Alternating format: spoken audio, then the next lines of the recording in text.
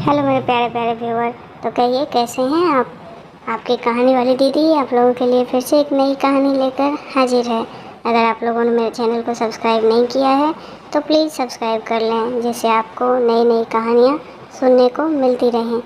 आज की कहानी गरीब की हाय, जिसमें हम लोग देखेंगे एक गरीब महिला की पैसे को कैसे एक बड़े आदमी हजम कर जाते हैं, जिसके दुख में वो अपना प्राण तक त्याग देती है। तो चलिए सुनते हैं। राम सेवक भौवें चढ़ाए हुए घर से निकले और बोले, इस जीने से तो मरना भला है। मृत्यु को प्रायः इस तरह के जितने निमंत्रण दिए जाते हैं, यदि वह सबको स्वीकार करती तो आज सारा संसार उजाड़ दिखाई देता। मुंशी राम सेवक चांदपुर गांव के एक बड़े रईस थे। रईसों के सभी गुण इनमें भरपूर थे। मानव चरित्र की दुर्बलताएं उनके जीवन का आधार थी। वह नित्य मुंसिफरी कचहरी के हाथे में एक नीम के पेड़ के नीचे कागजों का बस्ता खोलकर टूटी सी चौकी पर बैठे दिखाई देते थे। किसी ने उन्हें कभी किसी इल्जास पर कानूनी बहस या मुकदमे का पैरवी करते नहीं देखा, परंतु उन्हें सब लोग मुख्तार साहब कहकर पुकारते थे। चाहे तूफान आए, पानी बरसे, ओले गिरे, पर मुख्तार साहब वहाँ से टस से मस नहीं होते थे। जब तक कचहरी चलते तो देहातियों के झुंड उनके साथ हो लेते। चारों ओर से उन पर विश्वास और आदर की दृष्टि पड़ती। सब में प्रसिद्ध था कि उनकी जीभ पर सरस्वती विराजमान है। इसे वकालत कहो या मुख्तारी, परंतु यह केवल कुल मर्यादा की प्रतिष्ठा का पालन था। आमदनी अधिक न होती थी। चांदी के सिक्कों की तो चर्चा ही क्या, कभी कभी तांबे के सिक्के भी निर्भय उनके पास आने से हिचकते थे। मुंशी जी की कानूनदानी में कोई संदेह नहीं था, परंतु पास के बखेरे ने उन्हें विवश कर दिया था। खैर जो हो, उनका यह पेशा केवल प्रतिष्ठा पालन के निमित्त था, नहीं तो उनके निर्वाह का मुख्य साधन आसपास की अनाथ पर खाने पीने में सुखी विधवाओं और भोले भाले वृद्ध धनी की श्रद्धा पर थी। विधवाएं अपना रुपया उनके पास अमानत रखती, बूढ़े उनके कपूतों के डर से अपना धन उन्हें सौंप देते, पर रुपया एक बार उनकी मुट्ठी में जाकर फिर नहीं निकलता। वह ज़रूरत पड़ने पर कभी कभी कर्ज ले लेते थे। भला बिना कर्ज लिए किसी का काम चल सकता है। भोर को सांझ के करार पर रुपया लेते, पर वह सांझ कभी नहीं आती थी। सारांश, मुंशी जी कर्ज लेकर देना सीखे ही नहीं थे, यह उनकी कुल प्रथा थी। यही सब मामले बहुधा मुंशी जी के सुख चैन में विघ्न डालते थे। कानून और अदालत से तो उन्हें कोई डर नहीं था। इस मैदान में उनका सामना करना पानी में मगर से लड़ना था। परंतु जब कोई दुष्ट उनसे भी जाता, उनकी ईमानदारी पर संदेह करता और उनके मुंह पर भला बुरा कहने पर उतारू हो जाता, तब मुंशी जी के हृदय पर बड़ी चोट लगती थी।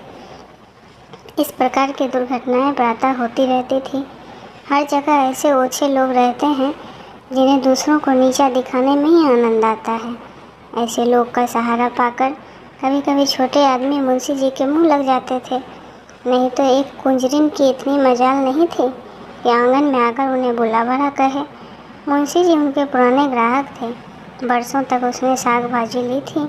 यदि दाम न दिया जाए तो कुंजरिन को संतोष करना चाहिए था। दाम जल्दी या देर से मिल ही जाते, परंतु वह मुंहफट कुंजरिन 2 ही बरसों में घबरा गई और उनसे कुछ आने पैसे के लिए एक प्रतिष्ठित आदमी का पानी उतार दिया। झुंझलाकर मुंशी जी अपने को मृत्यु का कलेबा बनाने पर उतारू हो गए, तो इसमें उसका कुछ दोष नहीं था। इसी गांव में मूंगा नाम की एक विधवा ब्राह्मणी रहती थी। उसका पति ब्रह्मा की काली पलटन में हवलदार था और लड़ाई में वह मारा गया। सरकार की ओर से उसे अच्छे कामों के बदले मूंगा को 500 रुपये मिले थे। विधवा स्त्री, जमाना नाजुक था। बेचारी ने सब रुपये मुंशी जी राम सेवक को सौंप दिए और महीने महीने थोड़ा थोड़ा उसमें से मांगकर अपना घर चलाया करती थी। मुंशी जी ने यह कर्तव्य कई वर्ष तक तो बड़ी ईमानदारी से पूरा किया, पर जब बूढ़ा होने पर भी मूंगा नहीं मरी और मुंशी जी को यह चिंता हुई कि शायद उसमें से आधी रकम भी स्वर्ग यात्रा के लिए नहीं छोड़ना चाहते, तो एक दिन उन्होंने कहा, मूंगा तुम्हें मरना है या नहीं? साफ साफ कह दो कि मैं अपने मरने की फिक्र करूं। उस दिन मूंगा की आंखें खुली, उसकी नींद टूटी। बोली, मेरा हिसाब कर दो। हिसाब का चिट्ठा तैयार था। अमानत में एक कौड़ी बाकी नहीं थी। मूंगा ने बड़ी कड़ाई से मुंशी जी का हाथ पकड़कर कहा, अभी मेरे 250 रुपये तुमने दबा रखे हैं, मैं एक कौड़ी भी नहीं छोड़ूंगी। परंतु अनाथों का क्रोध पटाखे की आवाज़ है जिससे बच्चे डर जाते हैं, पर असर कुछ नहीं होता। अदालत में उसका कुछ जोर नहीं था। वह पढ़ी लिखी नहीं थी, न हिसाब किताब। हाँ, पंचायत से कुछ आसरा था। पंचायत बैठी, कई गांव के लोग इकट्ठे हुए। मुंशी जी नियत और मामले के साफ थे, उन्हें पंचों का क्या डर। सभा में खड़े होकर पंचों से कहा, भाइयों, आप लोग सत्यनारायण और कुलीन हैं। मैं आप सब साहसों का दास हूँ। आप सब साहसों की उदारता और कृपा से, दया और प्रेम से मेरा रोम रोम कृतज्ञ है। और आप लोग सोचते हैं कि इस अनाथिनी और विधवा स्त्री के रुपये मैं हड़प कर गया हूँ। पंचों ने एक स्वर में कहा, नहीं नहीं, आपसे ऐसा हो ही नहीं सकता। राम सेवक, यदि आप सब सज्जनों का विचार हो तो मैंने रुपये दबा लिए तो मेरे लिए डूब मरने के सिवा और कोई उपाय नहीं है। मैं धनाढ़ नहीं हूँ, न मुझे उदार होने का घमंड है, पर अपनी कलम की कृपा से, आप लोगों की कृपा से किसी का मोहताज नहीं हूँ। क्या मैं ऐसा ओछा हो जाऊँगा कि एक अनाथनी के रुपये बचा लूँ? पंचों ने एक स्वर में फिर कहा, नहीं नहीं, आप ऐसा नहीं कर सकते। मुँह देखकर टीका करा जाता है। पंचों ने मुंशी जी को छोड़ दिया। पंचायत चली गई। मूंगा ने आह भरकर संतोष किया और मन में कहा, अच्छा यहाँ नहीं मिला तो ना सही, कहाँ जाएगा। अब मूंगा का दुख सुनने वाला और सहायक कोई नहीं था। दरिद्रता से जो दुख कुछ भोगने पड़ते वह सब उसे झेलने पड़े। वह शरीर से पुष्ट थी, चाहती तो परिश्रम कर सकती थी, पर जिस दिन पंचायत पूरी हुई उसी दिन उसने काम न करने की कसम खा ली। अब उसे रात दिन रुपयों की रट लगी रहती थी। उठते बैठते सोते जागते उसे केवल एक काम था, और वह मुंशी राम सेवक का भला मनाना। अपने झोपड़े के दरवाजे पर बैठी हुई वह दिन रात उन्हें सच्चे मन से आशीषा करती। बहुधा अपने आशीष के वाक्यों में ऐसे कविता के वाक्य और उपमाओं का व्यवहार करती कि लोग सुनकर अचंभे में आ जाते। धीरे धीरे मूंगा पागल हो गई। नंगे सिर, नंगे शरीर, हाथ में एक कुल्हाड़ी लिए हुए सुनसान स्थानों में जा बैठती। झोपड़ी के बदले अब वह मरघट पर, नदी के किनारे खंडहरों में घूमते दिखाई देती। बिखरी हुई लटें, लाल लाल आँखें, पागलों सा चेहरा, सूखे हुए हाथ पांव। उसका यह स्वरूप देखकर लोग डर जाते थे। अब कोई उसे हंसी में भी नहीं छेड़ता। यदि वह कभी गांव में निकल आती तो स्त्रियां घरों के किवाड़ बंद कर देती, पुरुष कतरा कर इधर उधर भाग जाते और बच्चे चीख मारकर भाग जाते। यदि कोई लड़का भागता नहीं था तो वह मुंशी राम सेवक का सुपुत्र राम गुलाम था। बाप में जो कुछ कोर कसर रह गई थी वह सब बेटे में पूरी हो गई थी। यदि कोई लड़का भागता नहीं था वो मुंशी का बेटा राम सेवक था। लड़कों का उसके मारे नाक में दम कर रखा था। गांव के काने लंगड़े आदमी उसकी सूरत से चिढ़ते थे और गालियां खाने में तो शायद ससुराल में आने वाले दामाद को भी इतना आनंद नहीं आता होगा। वह मूंगा के पीछे तालियां बजाता, कुत्तों को साथ लिए हुए उस समय तक रहता जब तक वह बेचारी तंग आकर गांव से न जाती। रुपया पैसा होश हवास खोकर उस पगली ने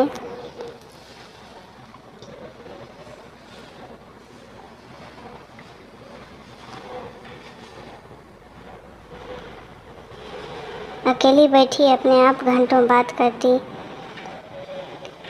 जिससे राम सेवक के मांस, हड्डी, चमड़े, आँखें, कलेजा आदि को खाने, मसलने, नोचने, खसोटने की बड़ी उत्कृष्ट इच्छा प्रकट की जाती थी। और जब उसकी यह इच्छा सीमा तक पहुंच जाती तो वह राम सेवक के घर की ओर मुँह करके खूब चिल्लाकर और डरावने शब्दों में हाँक लगाती, तेरा खून पी जाऊंगी।